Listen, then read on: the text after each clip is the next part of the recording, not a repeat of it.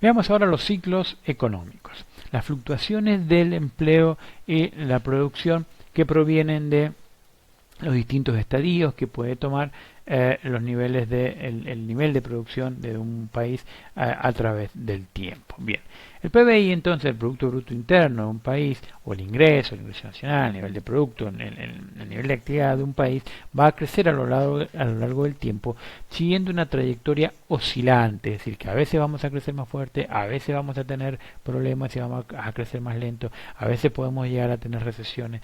Bien, pero lo que importa es cuál es la tendencia del nivel de producto o de producción natural, cuál es la tendencia de lo que sería el crecimiento del nivel de PBI con el tiempo. Y sobre esa tendencia se pueden producir ciclos de crecimiento de mayor o menor grado de crecimiento. Esas fluctuaciones entonces de mediano plazo que se generan sobre la línea de tendencia de largo plazo es lo que se denomina se denominan los ciclos económicos. Entonces, los ciclos económicos son las variaciones que se dan en la producción y en el empleo dentro de las tendencias de largo plazo del crecimiento económico.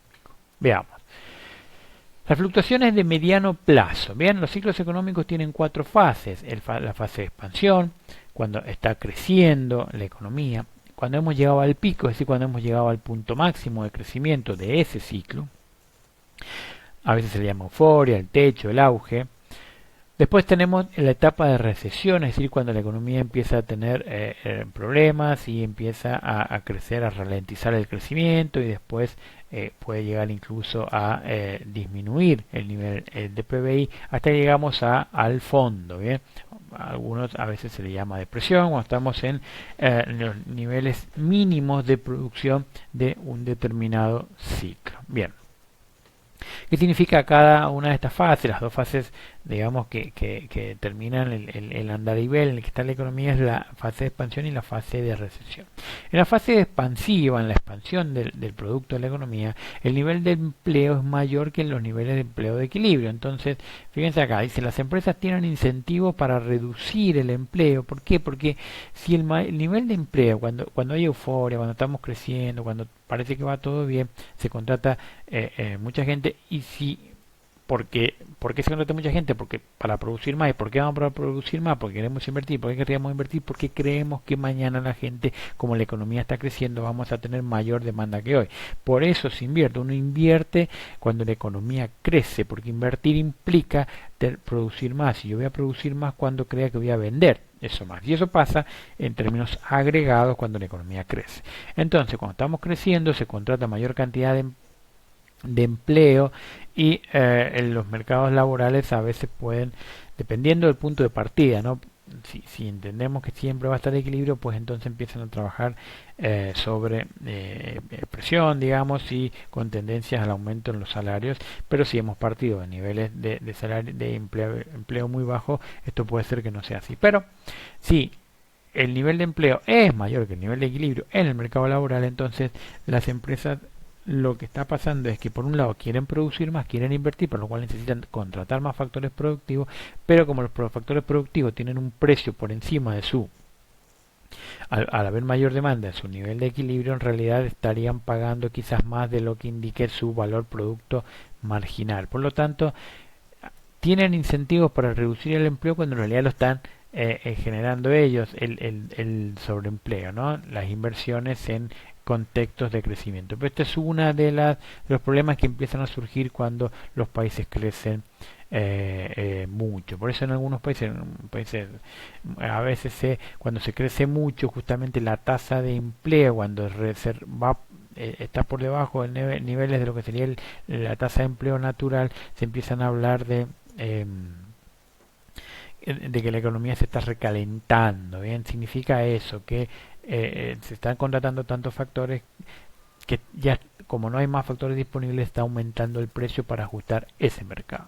Por lo contrario, en una etapa recesiva, el nivel de empleo es inferior al nivel de equilibrio. Por lo tanto, como el nivel de empleo es inferior al nivel de equilibrio, si no hubieran restricciones en el mercado laboral, es decir, que si al haber mayor desempleo, el precio de la hora, es decir, el precio del trabajo fuera menor, por haber menor demanda, entonces las empresas tendrían incentivos para contratar. ¿Por qué? Porque en ese caso pagarían menos que el valor producto marginal.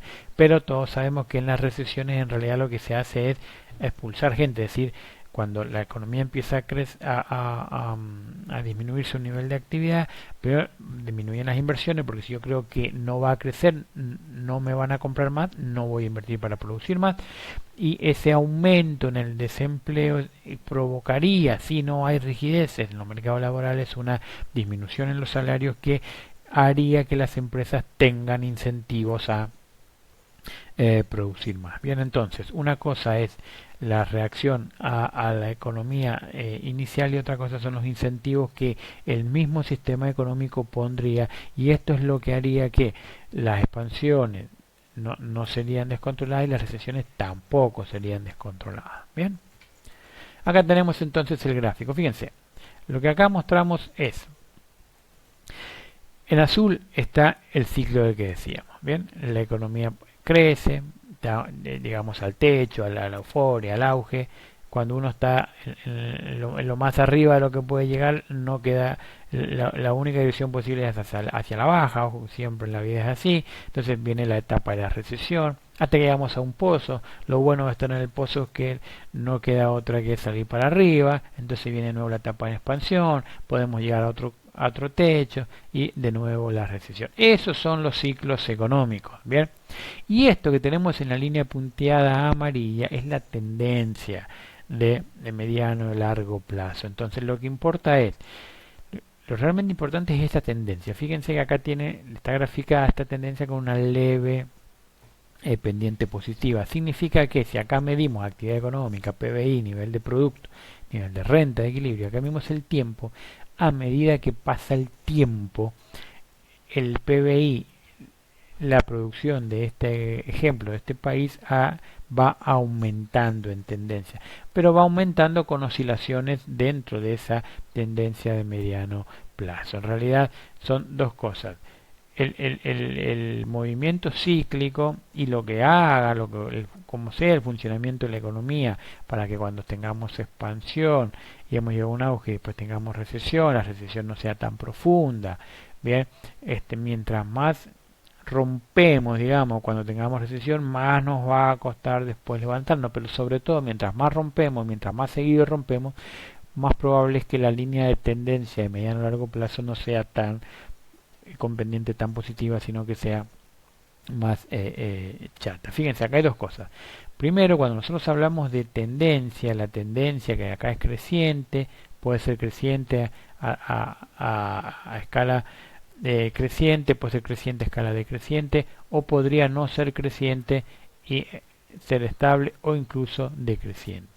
En Argentina esta tendencia en muchos años ha tenido entonces esta tendencia de estabilidad, por eso tenemos el mismo o menor PBI per cápita del que teníamos muchos años atrás, es decir, no crecemos. ¿Por qué? Porque nosotros crecemos cíclicamente, pero después tenemos crisis cíclica y después tenemos crecimiento cíclico, pero no logramos que eso sea en una senda de tendencia de crecimiento de mediano a largo plazo creciente, sino que lo que al final de las décadas vemos que estamos endemismo, como se decía por ahí. Bien, bueno, y lo otro es el periodo de tiempo que pasa, fíjense, entre ese punto y este punto, es decir, qué tan poco tiempo pasa entre que la economía crece, la economía crece, la economía crece, la economía decrece. Bien, si nosotros tenemos una expansión, suponga así, que dura mucho tiempo, después tenemos una recesión y después de nuevo una expansión, vamos a tener entonces tendencia creciente y además alargar los tiempos que ocurren entre los ciclos de las partes de las fases del ciclo. Bien, entonces no es que vamos a estar creciendo los 3 meses y tenemos decrecemos, los 3 meses crecemos. Cuando ampliamos la onda del ciclo, lo que hacemos es estar mayor cantidad de tiempo, fíjense en este caso como está graficado acá, creciendo. La idea es que cuando rompemos, cuando decrecemos, cuando tenemos recesión, no toquemos tanto fondo y que rápidamente logremos crecer de nuevo, y que es preferible una tendencia no tan abrupta, pero constante, consistente hacia el crecimiento, que tener un electrocardiograma, ¿no? Cuando hacemos esto, si va, crecemos mucho, rompemos todo, crecemos mucho, rompemos todo, pero al final del día esto, o quizás incluso va la tendencia, se queda igual o va para abajo. Esto es lo que deberíamos tratar de evitar, y esto es lo que hemos tenido en nuestro país. Si uno mira la historia de el Rodrigazo de los años 70 hoy, en definitiva hemos tenido periodos de mucho crecimiento y crisis tan fuerte que al final esta tendencia ha sido que no hemos tenido crecimiento. Bien, es muy importante entonces el estudio de los ciclos económicos, el estudio del funcionamiento de la economía en las distintas fases del ciclo, cómo se encara, cómo logramos hacer que estas cosas sean de la manera que mejor le vienen al país. Bien, cuando nosotros hablamos de ciclo, entonces hay que tener en cuenta una serie de cosas. Por un lado, las perturbaciones positivas y negativas, es decir, que al funcionamiento propio de de la economía pueden haber hechos externos, si quieren, o internos o externos, que le hagan bien o le hagan mal y que disparen una contratendencia en esos ciclos, una perturbación negativa, por ejemplo en la pandemia, bueno, de repente se acaba la actividad económica, vienen las cuarentenas, no se puede trabajar, no se puede comercializar. Una perturbación positiva sería, no sé, la firma de un tratado de libre comercio, donde de repente tenemos un mercado nuevo. Bien, ¿cuáles son los procesos de ajuste? Esto tiene que ver con el funcionamiento de la economía en su interior, cómo logramos suavizar las oscilaciones entre las fases del ciclo, cómo dejamos que la economía ajuste o no ajuste.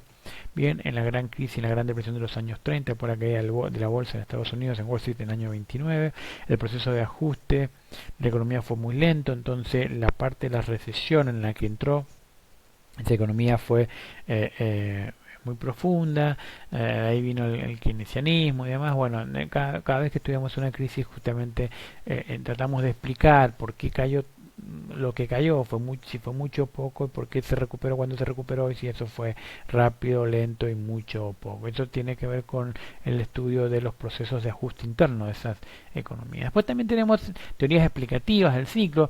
Es importante la teoría del multiplicador acelerador, modelo keynesiano. El multiplicador acelerador indica que el multiplicador implica que un aumento en la demanda agregada genera un círculo virtuoso que va a generar que, supongamos, un aumento inicial en el gasto del Estado, si bien puede generar un efecto de expulsión, al final va a generar mayor nivel de producto, mayor nivel de empleo, entonces eso va a generar mayor nivel de consumo, que va a llevar a mayores niveles de inversión en el futuro. Y el acelerador implica que cuando estamos creciendo aumenta la inversión, lo explicamos recién.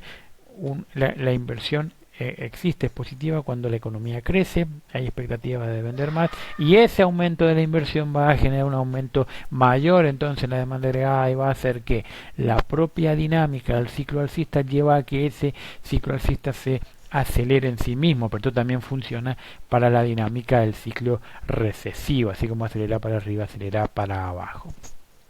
Los monetaristas y la teoría cuantitativa del dinero, donde dicen que el dinero es neutral en términos de productivo, entonces que no podemos interferir en en querer suavizar las oscilaciones en las fases del ciclo, o querer lograr una tendencia creciente de mediano a largo plazo con políticas monetarias activas, porque en realidad eso lo que haría sería generar condiciones contrarias a lo que estamos buscando, sin efectos reales y con efectos en los niveles de precio e inflación que harían que las recesiones fueran más profundas. Bien. Y también tenemos entonces las teorías explicativas del ciclo de origen político. Tenemos un ejemplo en Argentina, tenemos varios que tienen que ver con Ilia. Ilia fue un presidente en los años 60 del radicalismo que fue derrocado, pero indicadores económicos no eran para nada malos, ¿no? Pero el problema era de origen político, no de origen económico.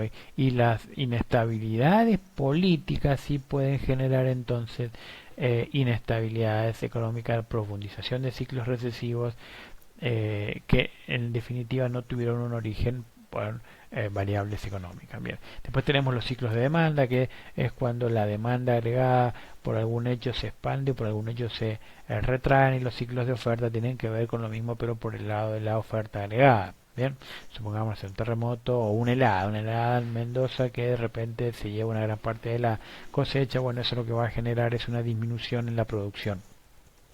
Un efecto negativo muy grande puede llevar entonces a shock de oferta agregada negativos, o también podemos tener shock de oferta agregada positivo, un cambio tecnológico positivo importante, por ejemplo, y lo mismo sobre la demanda agregada.